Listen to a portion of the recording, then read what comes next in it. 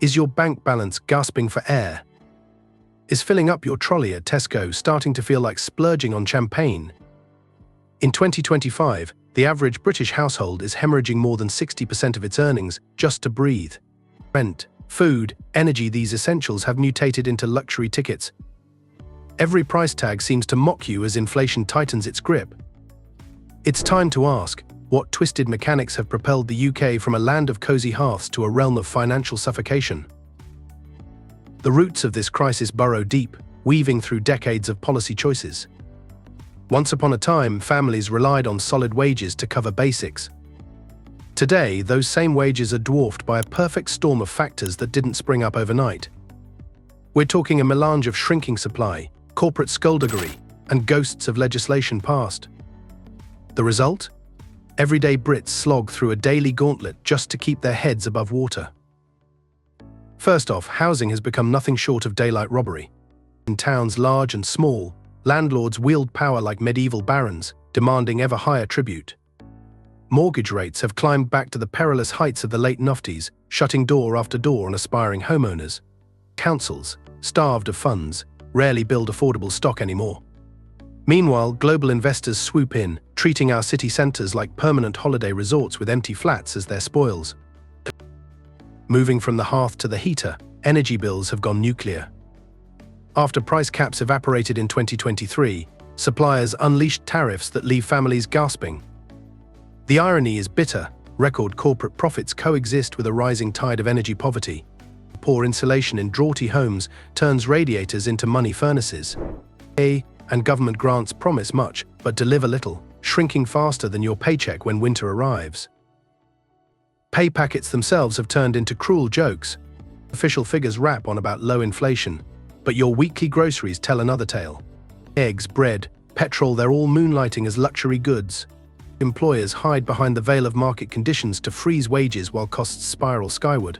Interest rates, meant to tame the beast, only tighten the chains on credit cards and mortgages. Then there's the leviathan of our time, the Brexit fallout. Exports now run obstacle courses of paperwork at every border. Fresh produce from Europe arrives late and lugubriously laboured by fees. Stick manufacturers grapple with scarce raw materials and logistical quagmires. Labour shortages compound the mess, fields go unharvested, factories lag behind, and service sectors gasp for staff. Control was promised, but what landed is a country paying premiums for reliable everyday goods. Once lauded safety nets have frayed almost beyond recognition. Universal credit rises trickle in far too slowly, leaving many to stitch budgets on borrowed threads. Local services that once anchored communities have been slashed to the bone. Libraries shutter, youth clubs vanish, and mental health services groan under crushing demand. With public lifelines stripped away, the boundary between getting by and falling apart narrows perilously. The local levies deliver their own stealthy sucker punch. Council tax shocks show up in quarterly bills that spike without delivering extra services. Roads remain potholed, despite eye-watering local council hikes. Parking charges, school dinner fees, and green levies morph into stealthy drains on waning disposable income. Meanwhile, valuations anchored in 1991 ensure unfair disparities where neighbours in similar homes pay wildly different sums. At the checkout, your weekly shop now rings up like buying vintage wine. A basket that cost £30 3 years ago now tips towards 50. Climate chaos throttles harvests at home and abroad, sending cereal, fruit and vegetables climbing the price charts. Brexit's trade penalties still linger, tagging on import fees that sting the consumer. And then there's shrinkflation, the stealthy downsizing of packets and bottles while prices ascend skyward. Turning a wheel of steel to traverse the country now feels like a budgetary arms race. Train fares balloon even as overcrowding and delays persist. Fuel pumps gleam with petrol prices that challenge ancient precious metal markets. Electric car charging, hailed as a green salvation, bleeds wallets as kilowatt costs spike. Insurance premiums, citing inflation and spare part shortages, bask in record highs, turning the open road into a costly extravagance. A newer beast lurks in the form of subscription living. Everything from meal kits to shampoo dispensers now stealth bill your card monthly. These microcharges slip under the radar, nibbling away at balances until budget spreadsheets become riddled with red. Cancelling trials turns into an expedition through hidden menus and automated gatekeepers. Convenience, once a promise, now feels like a cage of recurring fees. Beneath these struggles, corporate price gouging thrives like parasitic fungi. Companies report record profits, while consumers tighten belts to threadbare. Shrinkflation, opaque surcharges, and strategic scarcity all conspire in a profit-first carnival. Any attempt to shop around collides with the reality of homogenized market dominance. In this rigged game, every grocery aisle feels like a minefield of inflated costs camouflaged as necessity. Beyond these headline horrors, administrative costs hoover away cash as quietly as a vacuum cleaner. Banking fees, postage hikes, and prescription charges nibble at fringe finances. Bureaucratic complexities shove aspiring claimants through Kafkaesque loops to access support meant to catch them. Every form, every phone call, every waiting period carries its own hidden toll, draining resolve and resources alike. This cascading crisis doesn't just strain wallets.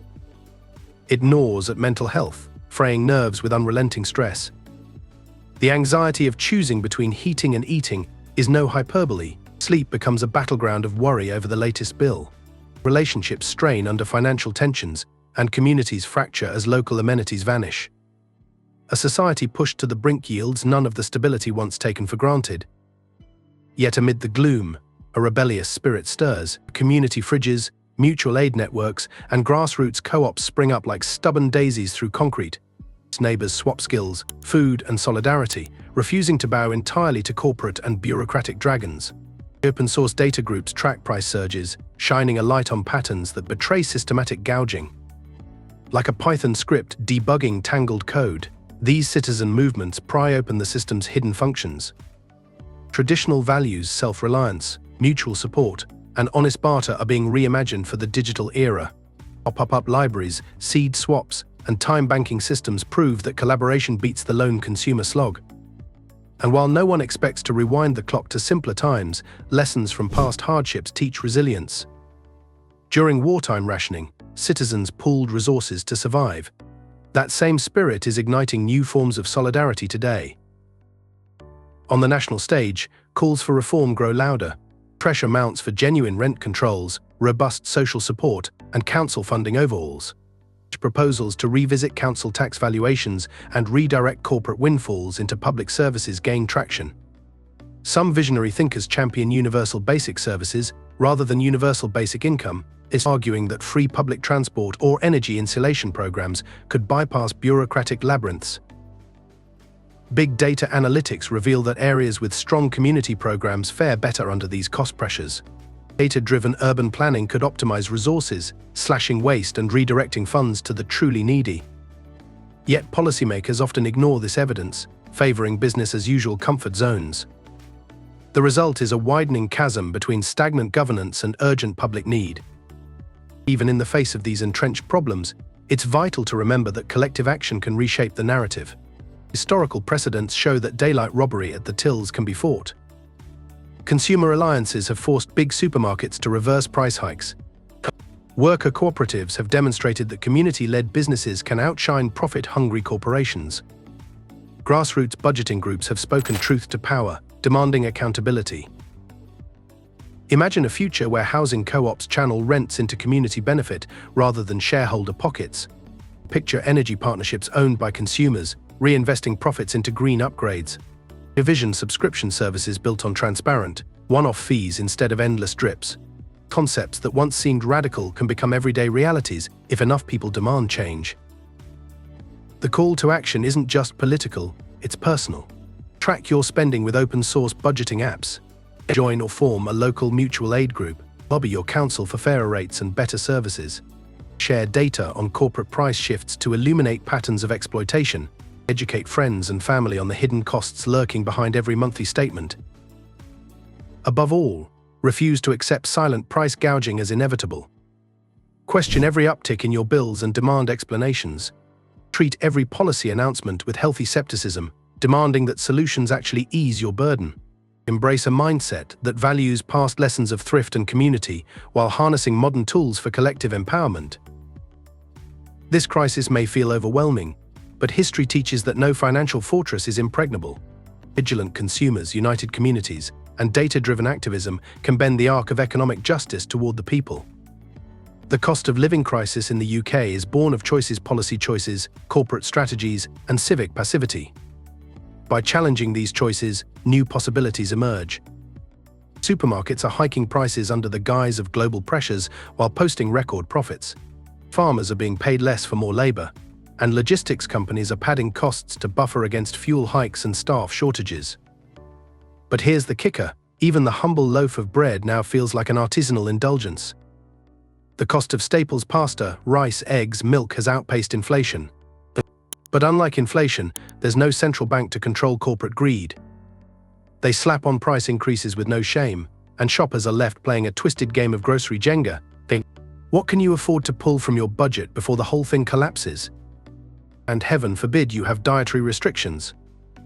Gluten-free, vegan, or allergy-friendly products have become the Hermes bags of the food world, exorbitantly priced and often out of stock. Parents are skipping meals so their kids can eat.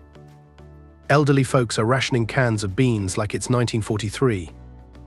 The food banks are overrun, underfunded, and somehow becoming a permanent feature in one of the world's wealthiest nations. Let that sink in. Meanwhile, fast food joints, once considered the affordable alternative, are now just as pricey as mid-tier restaurants.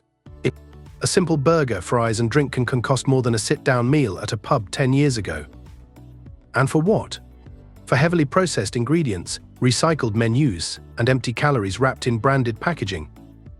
Yet we continue to consume, because the alternative, cooking every meal from scratch with overpriced ingredients, is no longer time-efficient or financially logical for the overworked and underpaid. But what about public transport? Surely that's still an affordable way to get around, right? Wrong. In 2025, taking a bus or train feels like participating in a financially rigged game show. Fares have risen astronomically, often outpacing petrol prices, while service quality continues to plummet. Delays are normal, cancellations expected, and comfort is a long-forgotten dream. A daily commute into the city centre can now cost as much as a flight to another country used to. And if you live outside a major city, your options are buy a car you can't afford to fuel, or wait for a bus that shows up once a fortnight. What's even more ridiculous? The environmental guilt tax. People are told to ditch cars, go green, ride bikes, and use electric vehicles. Sounds noble. Except EV prices remain sky-high, charging points are few and far between, and the electricity needed to power them is subject to the same market chaos, driving up your heating bills. So you're punished if you drive a petrol car, and priced out if you try to do the right thing. It's the illusion of choice in full, dystopian bloom. Then there's childcare. For working parents, childcare is not a service, it's an unpaid second mortgage. In 2025, the average monthly cost of daycare in the UK has breached the psychological threshold of insanity. In some places, it's more than rent. Think about that. It costs more to let someone watch your child than it does to house them. And unless you have a supportive extended family or the flexibility of remote work, good luck. Parents are forced to cut hours, leave jobs, or settle for unregulated, potentially unsafe options. The very act of having a child has become economically punitive. Education hasn't escaped the price hike epidemic either. Sure, public schools are technically free, but tell that to parents buying uniforms, equipment, books, and contributing to voluntary donations. University tuition remains high, student loan repayment terms have changed for the worse, and apprenticeships, once the golden middle path, are increasingly exploitative with low wages and no guarantee of stable employment. It's a never-ending assault on the working class and the middle class alike. Every system that was once designed to support the average Briton now seems built to extract from them. Housing, energy, food, transport, childcare, education, none of it exists in isolation. It's an interlinked disaster web of financial strain, and no one's cutting the strings. The government pretends to offer solutions: rent caps, subsidies, tax breaks, but they're either temporary, conditional, or so tangled in bureaucracy they may as well not exist. This is the UK in 2025, a country not in crisis, but in slow collapse, where the cost of simply existing has become a form of passive punishment. People aren't just being squeezed, they're being crushed under the weight of a system too broken to fix and too stubborn to admit it. If you've made it this far, you're clearly not asleep. So don't be silent either. Share your experience in the comments. What part of this crisis hits you hardest? Subscribe for more hard-hitting breakdowns and smash that like button if you're tired of living in a country where surviving feels like a crime.